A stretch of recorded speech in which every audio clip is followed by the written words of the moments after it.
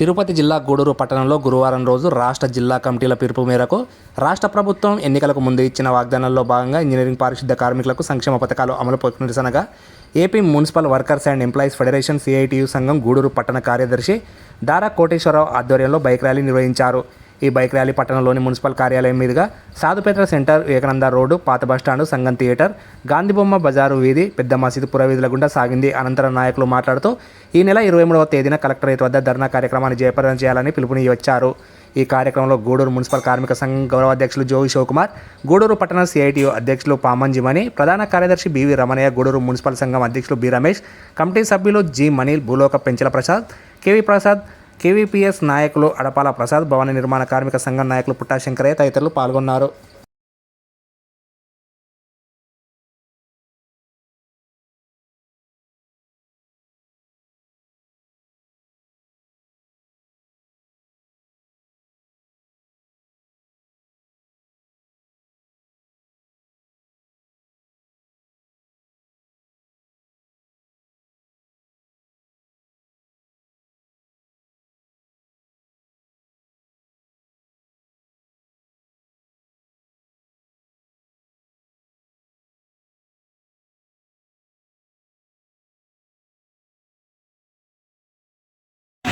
ఈరోజు రాష్ట్ర జిల్లా కమిటీ పిలుపు మేరకు రాష్ట్ర వ్యాప్తంగా అన్ని మున్సిపాలిటీలలో ఇంజనీరింగ్ పారిశుద్ధ్య కార్మికులకు జీతాలు పెంచకపోవడం, పోతే తల్లికి వందనం సంక్షేమ పథకాలు సక్రమంగా అమలు చేయకపోవడంతో దాని మీద నిరసన కార్యక్రమం తెలియజేయడం జరిగింది.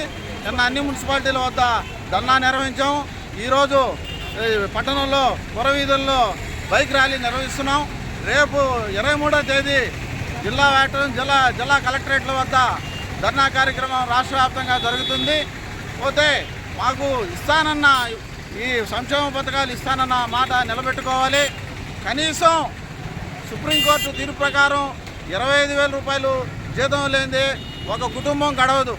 అట్లాంటిది ఈరోజు 15,000, 12,000 రూపాయలు జీతాలు వాళ్ళకి ఇస్తున్నారు. ఈ మున్సిపాలిటీ పారిశుద్ధ్య కార్మికులు పనిచేసే చాకరీ ఎవరూ చేయలేరు. అటువంటి చాకరీ చేస్తున్నారు వాళ్ళు. 1,00,000 రూపాయలు ఇచ్చినా కానీ మిగతా వాళ్ళు చేయలేరు ఆ ఉద్యోగాలు. ఈరోజు పరిస్థితి చూస్తే నిత్యావసర ధరలు ప్రతిరోజు పెరిగిపోతున్నాయి. వాళ్ళకి జీతాలు పెంచరు. అదేమన్నా అంటే ఆపుకాసు రద్దు చేస్తామంటారు. మీరు ఆపుకాసు రద్దు చేస్తే ఉన్న వాళ్ళందరినీ పర్మిట్ చేయాలి. దీర్ఘకాలికంగా పనిచేస్తున్న మున్సిపాలిటీలో పనిచేస్తున్న పారిశుద్ధ్య కార్మికుల్ని కడుపులు కొట్టేదానికి సేటుగా మేము ఒప్పుకోం. తక్షణం వాళ్ళందరినీ పర్మిట్ చేయాలి. తల్లికి వందనం అనేది అమలు చేయాలి. ప్రతి ఒక్కరికి సంక్షేమ పథకాలు అమలు చేయాలి. అమలు చేసేంత వరకు ఈ పోరాటాలు కొనసాగిస్తాము. పోతే కూటమి ప్రభుత్వం ఎన్నికలకు ముందు ఇచ్చిన వాగ్దానం ఏంటంటే, రాష్ట్ర ముఖ్యమంత్రి నారా చంద్రబాబు నాయుడు గారు మేము అధికారంలోకి రాగానే 25,000 రూపాయల జీతాలు లోపల ఉన్న వాళ్ళందరికీ సంక్షేమ పథకాలు అమలు చేస్తామని చెప్పడం జరిగింది. అదేవిధంగా ఉప ముఖ్యమంత్రి కూడా చెప్పడం జరిగింది. అదేవిధంగా విద్యాశాఖ మంత్రి కూడా హామీ ఇవ్వడం జరిగింది. ఆ హామీని నిలబెట్టుకోవాలని చెప్పి మేము సిఐటిగా డిమాండ్ చేస్తున్నాం.